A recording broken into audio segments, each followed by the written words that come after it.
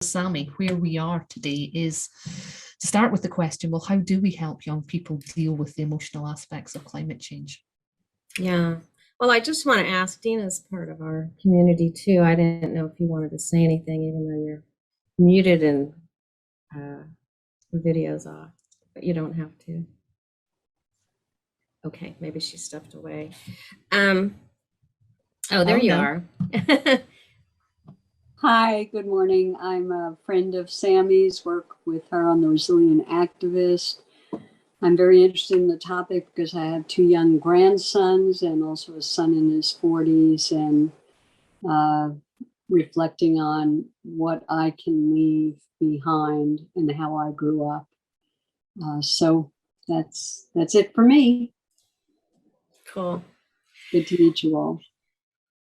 Well, I'm glad everybody's here, and I'll just tell you a little bit about the Resilient Activists, maybe to start.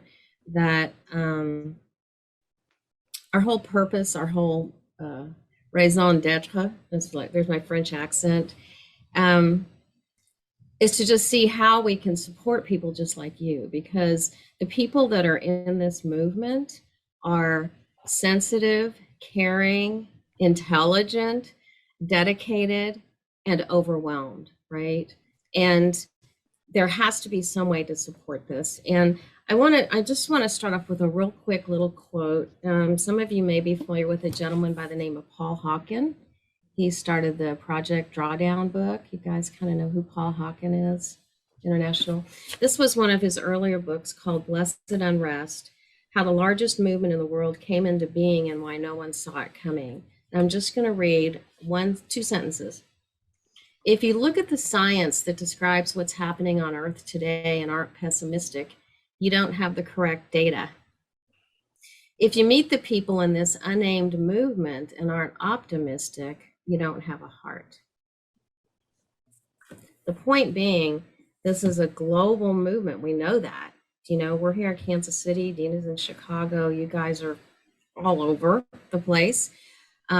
It's a global movement, and those of us who've been in this a long time know that this is a really difficult way to live, to want to make a difference and know how complex it is, and how long it's been going on.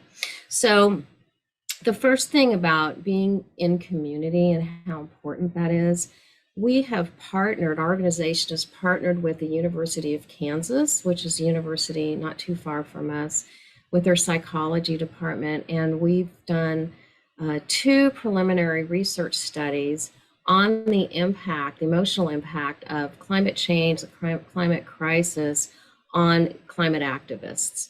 And we're still awaiting some of the results. I know what that's like to work with graduate students who are overburdened with time and whatever. So we're hoping to get some of those, the end final results real soon. But one of the most interesting aspects that came out was with the question about being in community. And our organization has been having over about the past 2 years, partnering with some psychologists and some indigenous teachers, people who are visionary activists who've actually made things happen. And we just have these monthly meetings. And so part of this research study was, what events have you come to in the past, if any? We had like 150 people fill out this survey. So about 30 of the people had come to at least one of our events. And looking at the statistics of those people who had attended an event and those who didn't, the question about how helpful was it for them to be in community was astronomical, like compared to the people who hadn't been to any of our events. So these are activists working in the field day in, day out, but they're not coming together as a healing community. And those who are, even though our programs weren't specifically geared towards anything in particular, you know, like each time it was a different topic and so on, it made a huge difference in the emotional well-being of the people that had come to at least one event. So a huge part of this is, as activists, I would just ask a question. So don't take me to the next bullet point yet, Tabby. Here's a question. Have any of you ever said something about, here's what I want to do, or here's what I care about, or here's how I want to shop, or whatever, and someone else has looked at you and just rolled their eyes or gone, God, okay, right? Anybody ever had that experience? Yeah. Yeah, holiday dinners. I don't want to use paper plates this year. I want to use real plates. Oh my God. So now we're all going to be up washing dishes for hours afterwards. Is that what you're saying? So when we live with that constantly, right, where we're not even safe with the people that we love to express what we want, what we know in our hearts is a more earth-friendly way of being, just that much, right? And so we live with eye rolling and shrugging and you know, we traveled one time with some other couples. But we have this, we're kind of groupies for a band. Okay. I'm not that old, but anyway, we get to this big house we'd all rented together, and people were unpacking, and someone came from their room with a big paper grocery sack, and they opened it up in the kitchen. It was empty, and they said, "This is for Sammy's recycling." Now, it wasn't for their recycling, right? Because they knew I was going to recycle, and they knew I would go through the trash and pull out their stuff that could be recycled. And on one trip, I actually brought that home because there were no recycling bins in the airport in the city. This is like 20 years ago, you know? And it's like, how does that make you feel all the time? It's awful. And so to be able to be in a community of people where you can just share that and you laugh about it, you know, it you feel like you're not alone. And that was kind of that Paul Hawkins quote about it. The other thing that is really, really helpful is to be able to see what's happening around the world. So when you connect with others, so like this conference that, you know, Tabby has just been like this for weeks about, right? All the people that she knows, the people that she and the others on that committee have reached out to, this is a global movement. There are thousands and thousands and thousands of organizations, NGOs, nonprofits, individuals, grassroots, kids, right? All over the world that get it, that are bubbling up, that are saying, I'm going to do it. I'm going to do it. You know, I don't have enough money. I don't have a job. I don't have housing. Maybe I can't even drive yet, or I'm living on my retirement income. You know, I went through that. I didn't start the Resilient Activist till I was 65 years old. You know, I'm too old to start something like that, or at least those were the words, right? Our self-talk. And to be able to really connect with and see how much activity there is, this unnamed movement, the largest movement in the world that came into being, it's joyful and uplifting, because what that also does is inform you that you don't have to be the only one working on this issue, and you don't have to work on every single issue, right? So if I asked you to list how many things you really care about, how many things you're worried about that keep you up at night, how many topics you watch videos and read articles about, my guess is each one of you could easily come up with a list of 10, 20, 30, 50 items, hundreds of items, right? Can you do all of them? Well, hell no. You can't. You can't. Can you care about all of them? Sure, you can care. Can you care to the point where you're stymied, where you can't do anything because you're in fear? Well, you can choose to do that, right? Or you can choose to have a different way to think about all these things that you care about. And here's something I learned from Tabitha Jane. You take a look at what attracts you. So if I think about, I'm worried about elephants going extinct, right? And their slaughter, right? And when I think about restoring habitat, putting in pollinator habitat. And I just ask myself for these two things only. Let's say I have them on a scale here, okay? And they're balanced. They're two things I really, really care about. And if I ask myself, how does it feel if I were to quit everything, go to whatever, Rwanda or someplace, and I find myself working with an organization that helps protect elephants? How does that make me feel? Just saying it, my heart has clenched. I'm feeling tightness in my throat. My gut is constricted. Oh God, not to mention, well, let me tell my husband I'm going to do this, right? Or my son, bye-bye, right?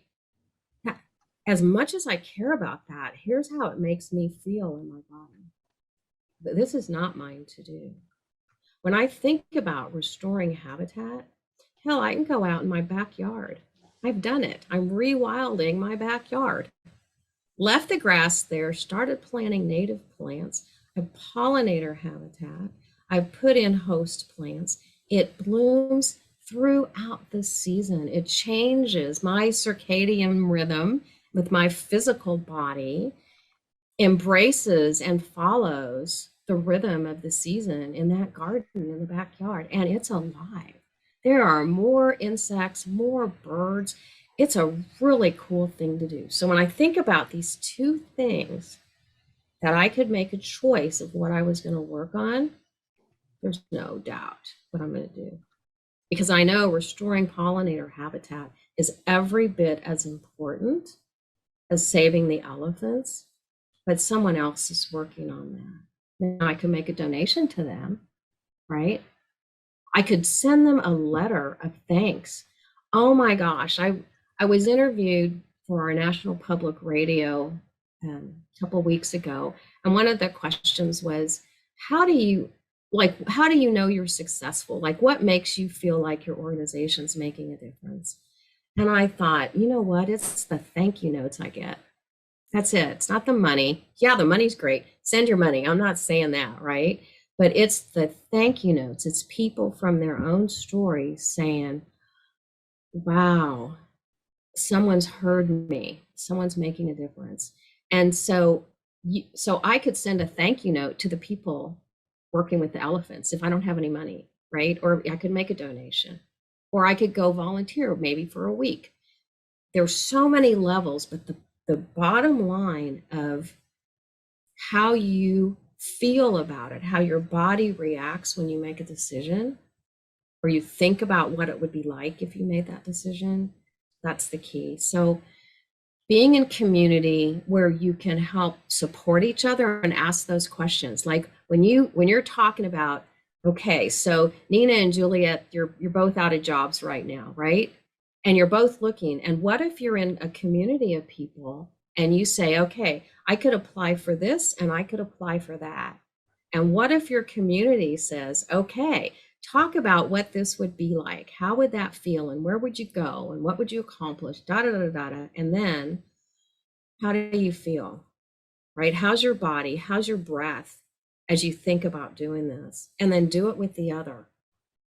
Do it with all 27 things that you have on your list and see how that makes you feel. Being in community can help remind you, because that's a practice to begin to notice how your body's informing you of what is really yours to do. Okay, I think those were my main points of being in community. So now, conversation. I'm just going to say, who wants to go first with questions?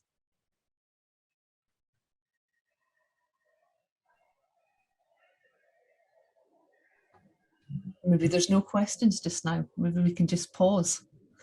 I think Robert's unmuting himself. No, I was just going to actually just ask, where did it come from? Did you do the same process of the sort of comparative, the comparisons of however many items it was when you started the Resilient Activist? How did that come about?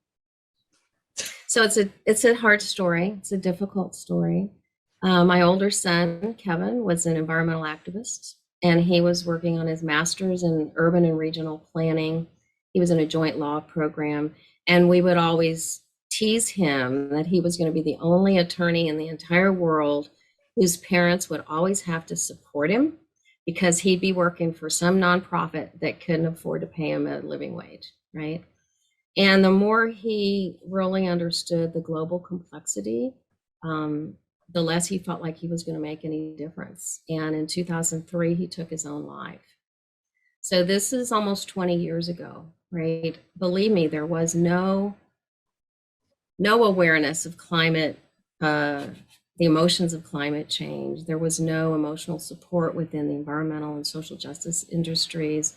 And he was a very early, he understood very early. He was 27 when he died, and had seen psychiatrists, psychologists, right?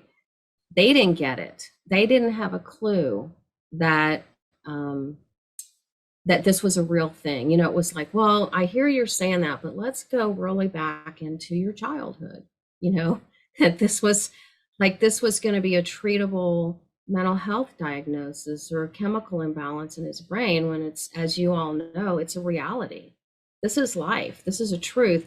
How do we take off our rose-colored glasses, recognize the truth of what's happening, and still be able to see beauty? And so after he died, one of his friends immersed me in yoga, meditation. I started teaching pranayama, yoga breathing practices. And all those things were so helpful going through my grief, right? And I was an environmental activist myself for many, many years. He and I really connected on that piece. And so I kind of got that really deep awareness of mind, body, spirit, breath, philosophy, right? A more nurturing and a global philosophy than maybe how I was raised. And I decided to become, I always had this in the back of my mind, what would have helped him, you know, that we didn't have, that wasn't available. There was no Climate Psychiatry Alliance or Climate Psychology Alliance like we have now. Like there was nothing at all. And so I was, unbeknownst to me, gathering tools that might have helped him. Tabby and I met, like 10 years ago or something? It's been quite a while. You know, it's nearly 10 years. We connected when I started the nature process back in 2014. Yeah. And that's where we really, she helped me to really embrace my nature connection, which I already had. And I'd already been practicing this way of releasing grief out in nature. Tabby said, well, let's do this in 5 steps. I'm like, this is pretty cool. And so it was the yoga, the mind, body, spirit, the deep nature connection, that connection to spirit of nature and the cycles of nature, the metaphors in nature. And I just kept gathering. I became a master naturalist, which is a citizen science program here where you really connect to and understand ecosystems and how they function. I attended Al Gore's Climate Reality Leadership Training, which is a really cool program, if some of you have done that. And so there was this moment, turned 65, and I had been a software developer my whole career, had my own business. I was ready to close that business. And I was sitting under this tree. You guys will love this. Ann and Dina have heard this. I'm in a hammock, hung under a tree, and I'm looking at this tree. It was my birthday, 65th birthday, and I'm going to close my business at the end of that year. This was October, middle of October. I'm going to close my business. And I'm like, I have all these tools, and I'm looking at this tree and kind of talking to this tree. And earlier that day, I was at a conference and I had seen Suzanne Simard do a presentation on mother trees. So if you guys haven't watched some of her TED Talks, check in with Suzanne Simard, talking about trees and how they communicate through mycorrhizomes and so on. She spoke, and I'm looking at this tree that I'm sitting in, or I'm in the hammock under, and it's this short, fat tree, had a lot of really curly leaves on it. And I'm looking at the trunk, and it looked like there were these droopy boobs on one side and kind of this fat butt on the other. And I'm like, you know what? That just looks just like me. And I'm like, you know what? Maybe I'm a mother tree. And that was where the metaphors come out, right? Maybe I have all these skills now, all these tools. I get how they increase productivity, how they make me feel better, how they help me smile and enjoy the blossoms of something when I was in deep grief that I couldn't even see, right? So it was that was how the whole thing transpired. What do I have available now that might have been of value to my son? And that's how it started. So I contacted, so I had 60 people on my email or on my list. I went through all my contacts and I identified people that I knew had a nature connection, identified and also participated, either offered or received some sort of holistic practice, whatever, and that I liked them and I respected them, right? And I called them, 60 people I had on that list. Didn't know I'd been gathering that list. And I had 2 focus group meetings. Dina was at one of them.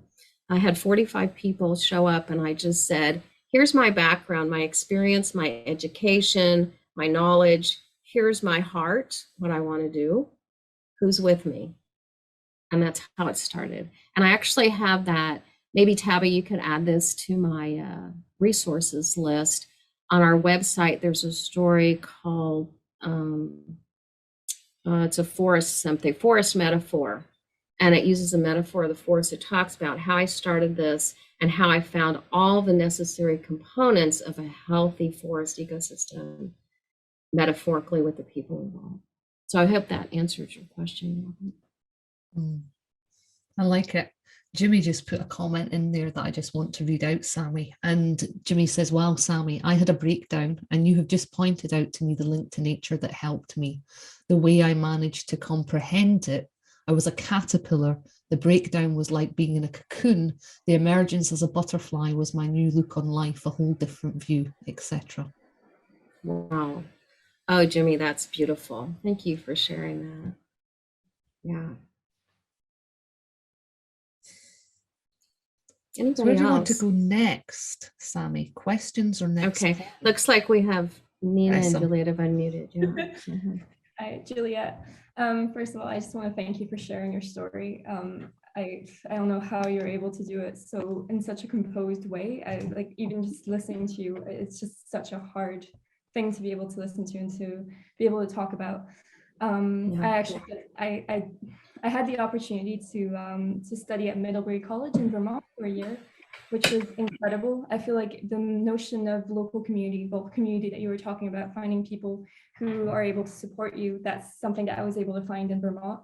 I was finally able to have a bit of hope with regards to climate change.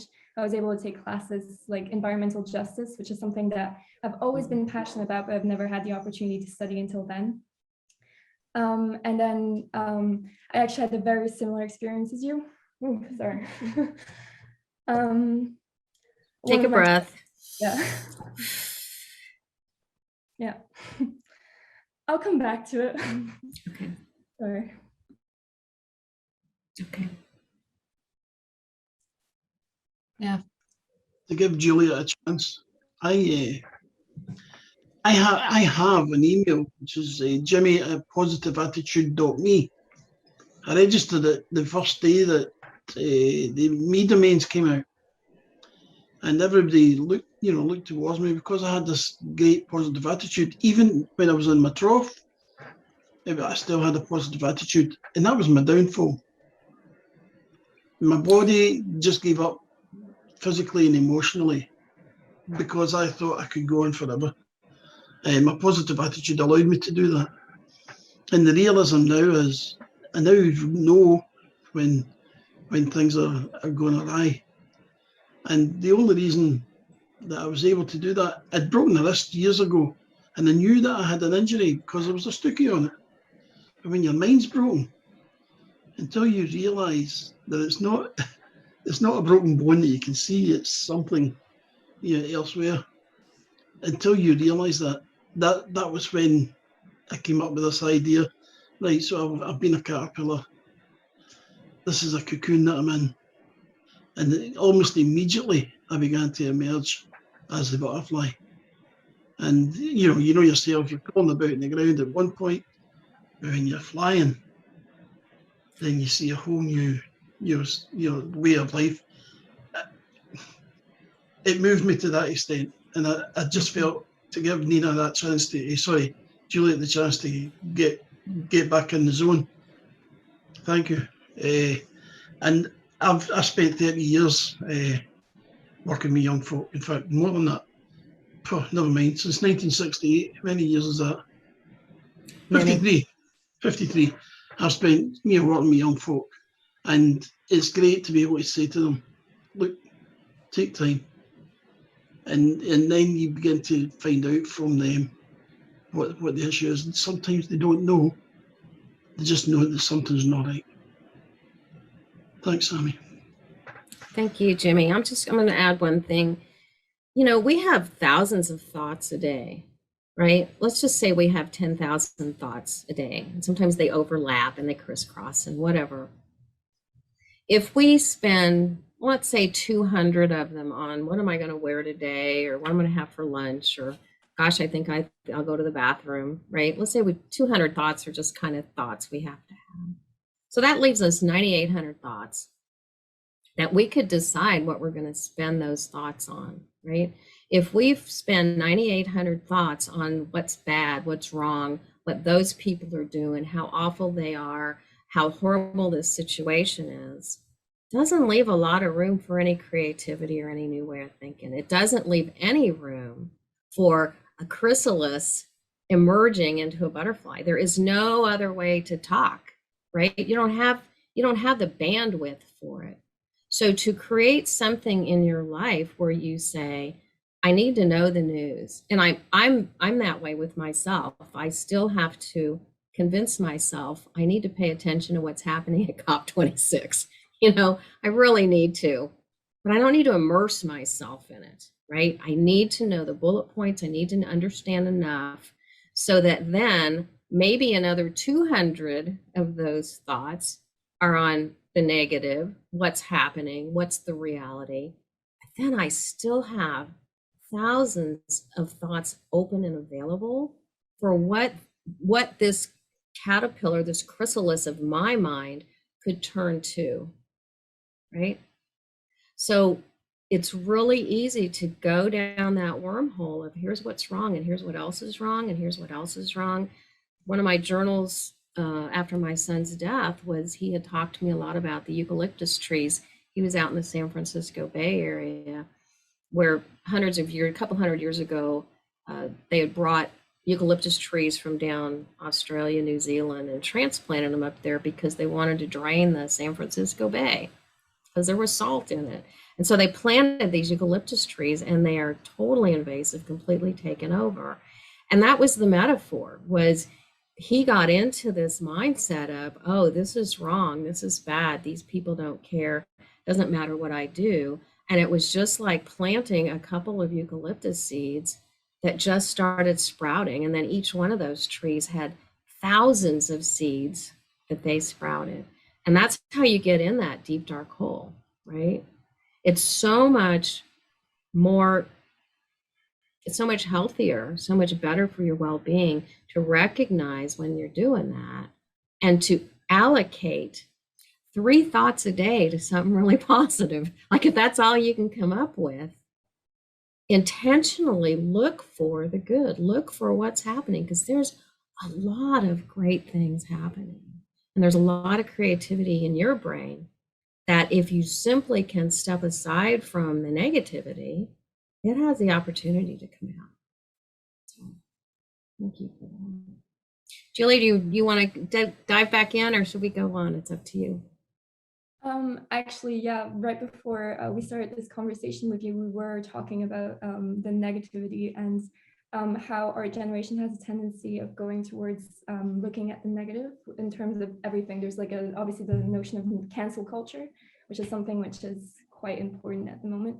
And we're talking about ways to be able to fight against that. Even I was saying earlier, even I catch myself sometimes canceling a company or something because of something that they've done. And then Nina made the point earlier of like trying to find a balance, because yes, sometimes there are actions that are done by people or by companies that are negative, but then you also need to look at the positive, because it's not black and white.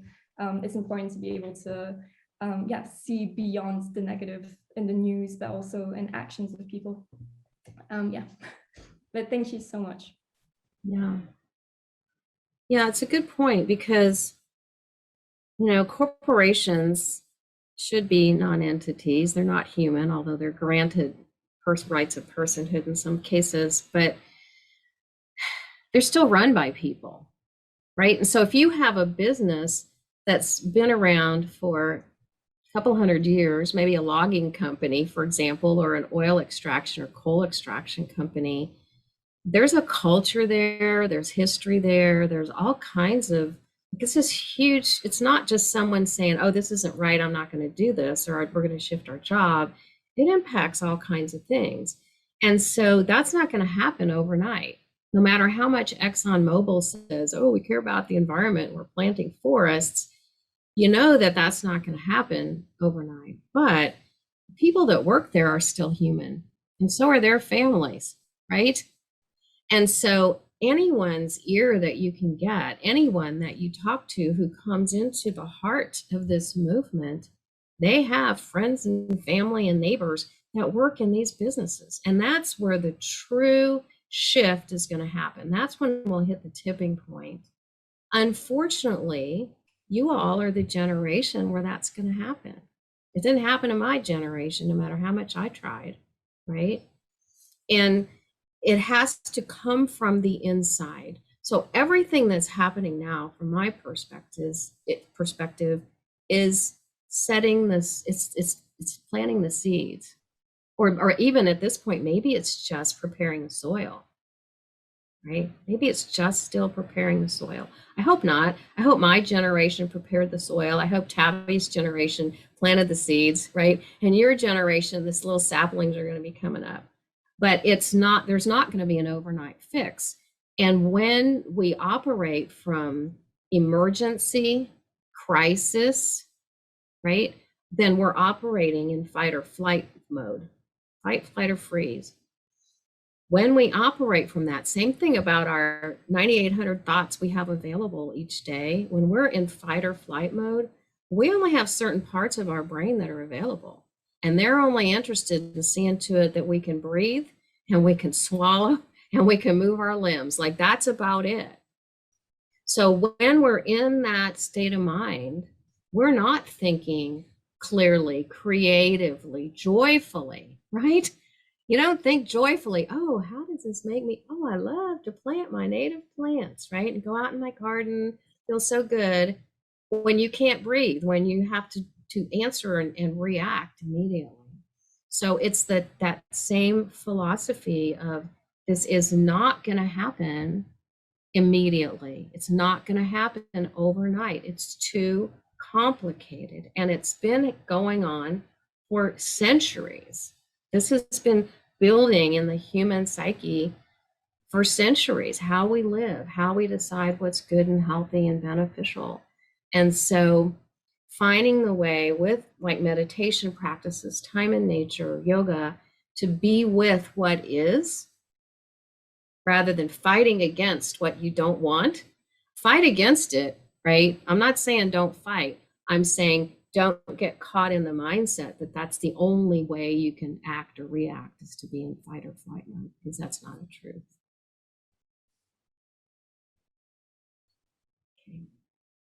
Anybody else? Next question, Tabby.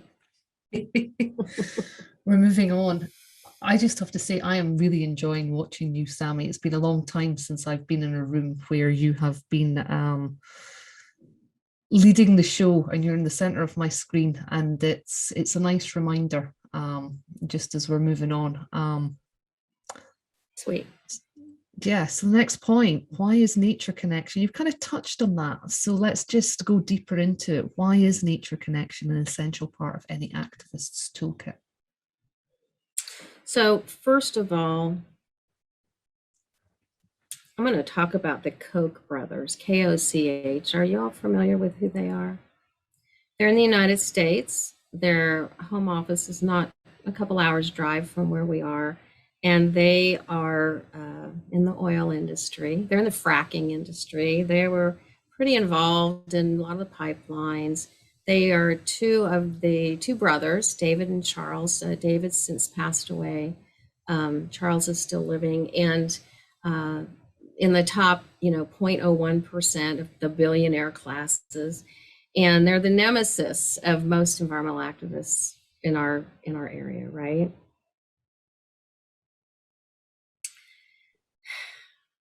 One of the things that time spent in nature does is it helps us experience and express more compassion for others. Who knows why, right? Studies can show this. And then the resources, there's a book I recommend called The Nature Fix by Florence Williams that has all these scientific studies, all the benefits of time spent in nature. So how can I have compassion for the Koch brothers, right? They're ruining our lives. And I started to write them letters a few years back, and they were love letters. It was when I was really concerned about the giant garbage patch out in the ocean, right? I was really upset about it. And I thought to myself, from a place of ease and calm and out in nature, who could possibly clean up the ocean? Who could go out there and do this? And I'm like, it's going to take people with a boatload of money. It's going to take people with a whole bunch of employees. It's going to take people who have equipment and know how to navigate through the earth and the whole geology thing and whatever. And I thought, oh my gosh, the Koch brothers could do that, right? They could take their little chrysalis transformation and say, you know what?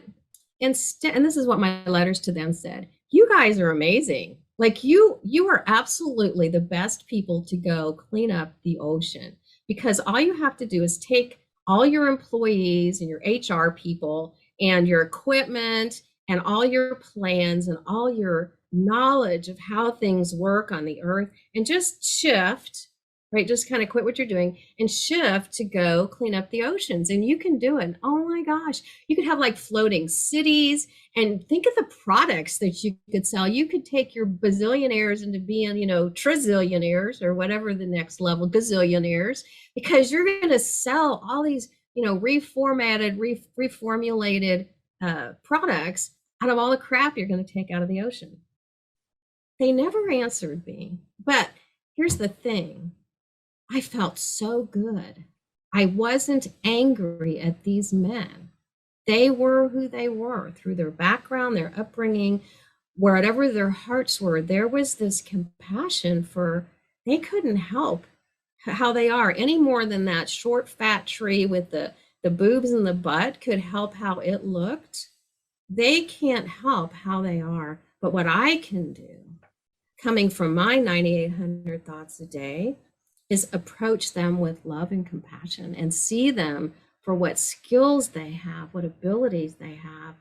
Yeah, give them a little brown nosing. Who cares, right? It's a whole different perspective. So compassion is really important.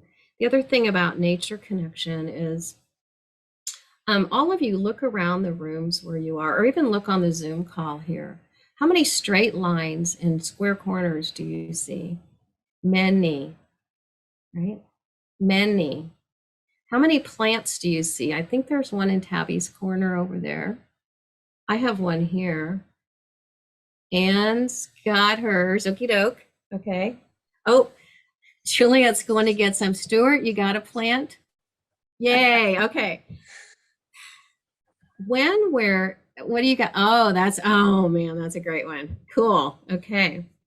When we're in the presence of natural lines, natural colors, movement and flow, and the sound of nature, water and birds, even the sound of traffic and airplanes, when we are in these spaces that are not square, that are not man-made, it softens our brains. It softens how we think. It helps us see the metaphors.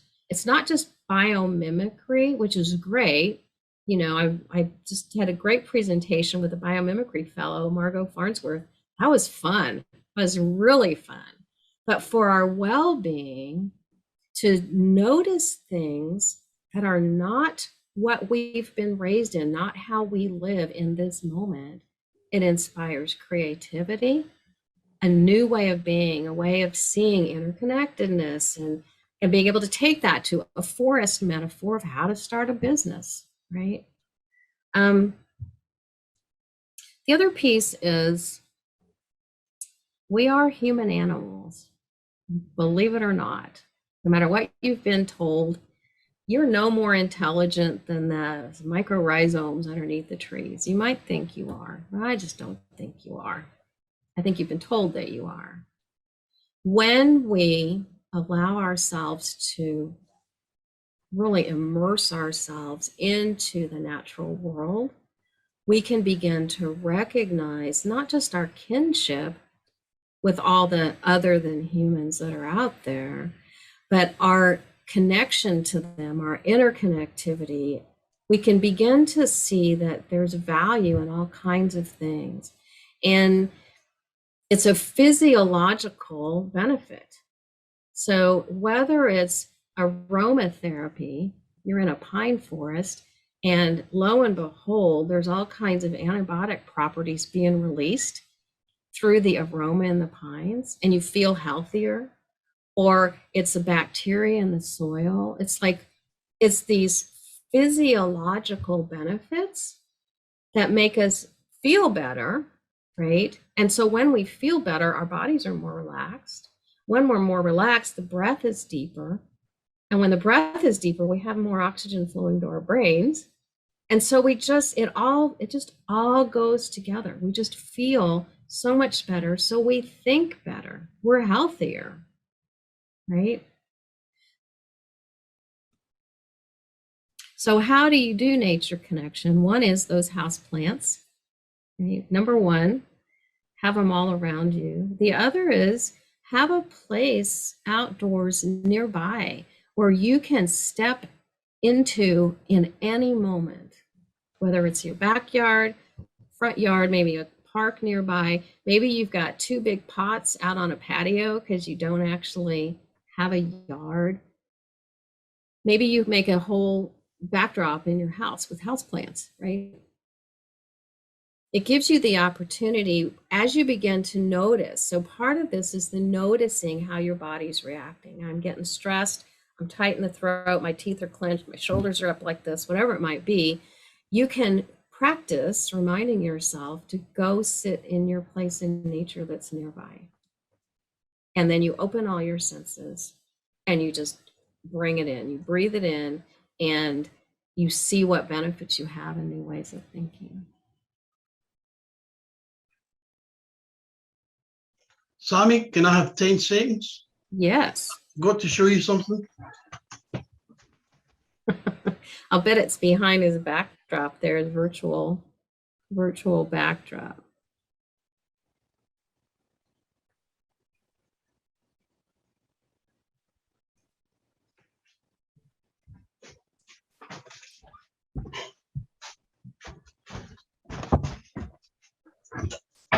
Ah, that's gorgeous. Wow, look at that. How does it smell? Great. They're in my sitting room next door. Cool. And when you were sitting talking, you know, actually they're there in memory of my mum, because it would have been her birthday on the 1st of November. But just when you were talking there about plants, I'm going, and I've left mine next door. Cool. That's great. So any? Pardon? No, I thought, are you finished? You go ahead if you have. Sorry, yes. My apologies for going off at a tangent. That was not a tangent. Anytime you can bring plants into the conversation, I'm all for that. Any comments, questions, conversation about that? I Stuart?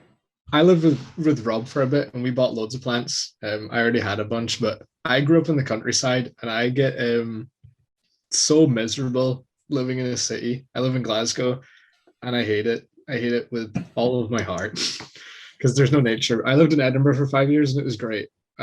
There's lots of green everywhere. I think it's the greenest city in the UK. I think 51% of the city is considered green space.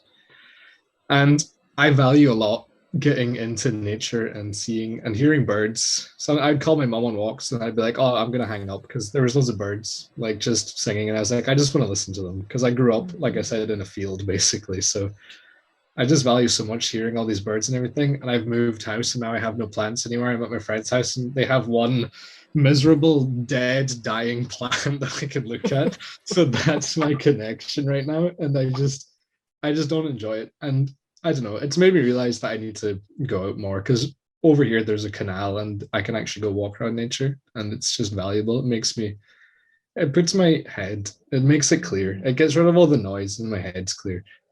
And then but it makes me want to do more stuff for climate change action. I'm like, okay, well, I've got all this and I care about it. I want to keep it. I want to keep listening to the birds and seeing all the wee fish in the canal going out and doing things. I don't know.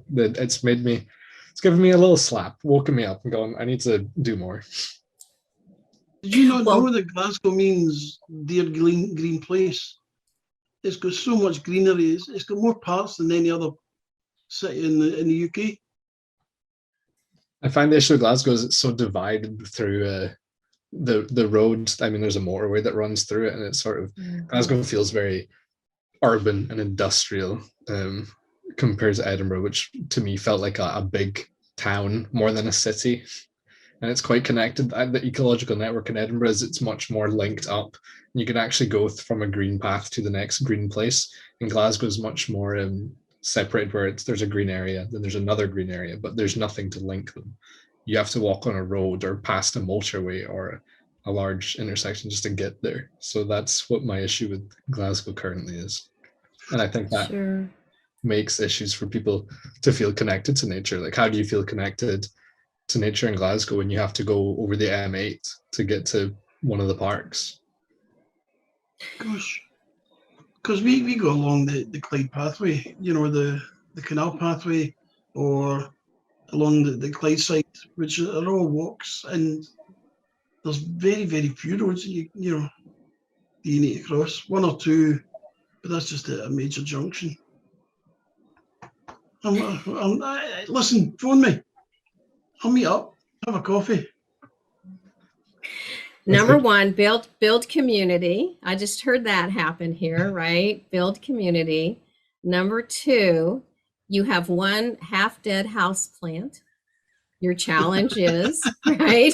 That's number two. Your challenge is to add more house plants, even if you have to borrow them, just get cuttings from people and keep them in a glass of water. Who cares, right? You don't have to spend a lot of time, energy, or effort. Just get that nature in your home. Get pictures up on the wall. You got a favorite picture? Spend 25 bucks, I don't know. Spend whatever it would cost to blow that sucker up and put it on your wall, your favorite place in nature, right? There's some very simple things you can do. Bring back rocks and sticks and, from places that are not protected, and build that sanctuary in your home. And then the last piece I'm going to suggest to you is when you're out walking that canal, in the way that you had told your mother, I want to hear the birds and I don't want to talk on the phone right now, do that. Be in that moment. Notice everything about the water. I assume when you say canal, there's water in it. There's got to be some grasses or something, sedges or reeds growing along the edge. Notice what critters are pollinating or flitting through there. Notice the breeze and the reflection of the clouds and the sky and the water. Immerse yourself through all your senses on that walk. Don't think about climate change. Don't think about what you're supposed to be doing or what those people should have been doing, or don't even think about your grief. Set it aside. You're welcome to, even before you step on that path, take notes. Here's what's pissing me off right now. Here's what I'm worried about. I can't do anything about this. These people are horrible. What if that happens? Here's the future. Here's some shit about the past I want to talk about, right? And just get it all typed up. And then you turn your phone off, you put it in your pocket, and now be in this moment on the water, regardless of high-rise apartments or the high noise of the highway or whatever. Be with that water, be with that pathway, be with the insects and all that there is of nature that's supporting you. There's still oxygen somewhere coming from somewhere that you're breathing, right? And just allow that to become a practice for you. And then email me and let me know how it works. Okay. We've got 5 minutes left of our time together, and we kind of started a little bit earlier.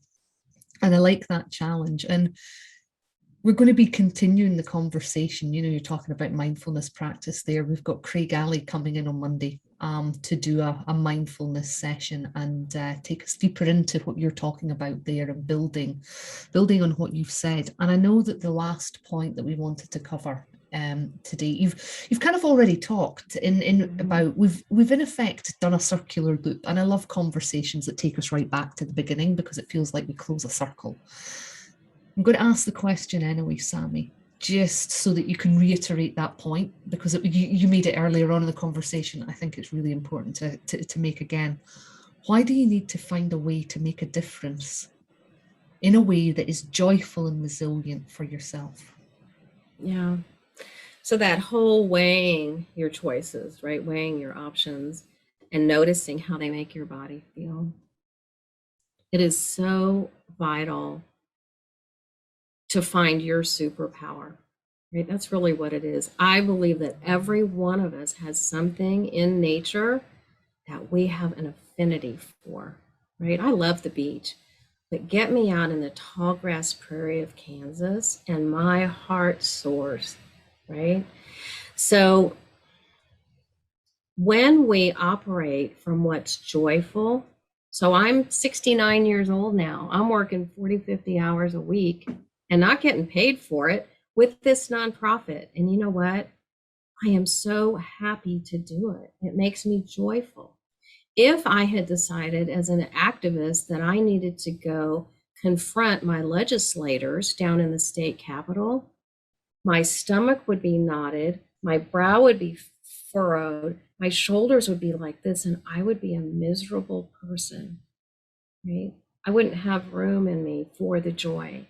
It's so important to find what is yours to do, because there's way too much, right? To be able to hone in on that through that analysis, through metaphor in nature. I want to say, Tabby, we've just started an online community.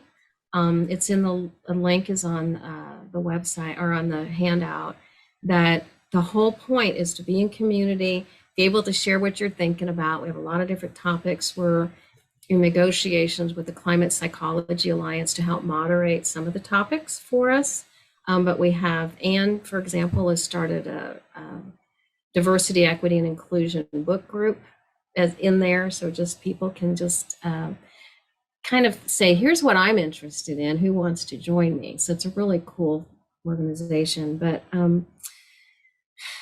to find what's yours to do, and then find practices like meditation that can help you let go of what's not yours to do and help you let go of the grief of trying to hold on to it, and be able to find that equanimity, that kind of being at the witness of, today I'm in grief, and today that cloud is so gorgeous, and look at the bird going across there, and to be able to hold both at the same time, the grief and the joy. Because if you only hold the grief, it impacts your blood pressure, ulcers, burnout, depression, suicide. Like, it's all, you can get yourself into that eucalyptus forest pretty easily. But you have the choice to think about other ways of being. So I hope that answered your question, Tabby. It did. I'm just so grateful that you took the time today to come on to have this conversation. I think that this was really needed as part of the conversations, and you've provided a lot of insight. And I'm looking forward to people coming in, watching the replay, and still being able to continue learning from the wisdom that you've shared. So thank you so much, Sammy. Thanks for having me. I'm so glad we reconnected in a little while. It was lovely to meet all of you, and I honor your work. I honor your hearts, I honor your intellect and your tenacity, and I know you'll find what is yours to do in a way that's joyful and uplifting.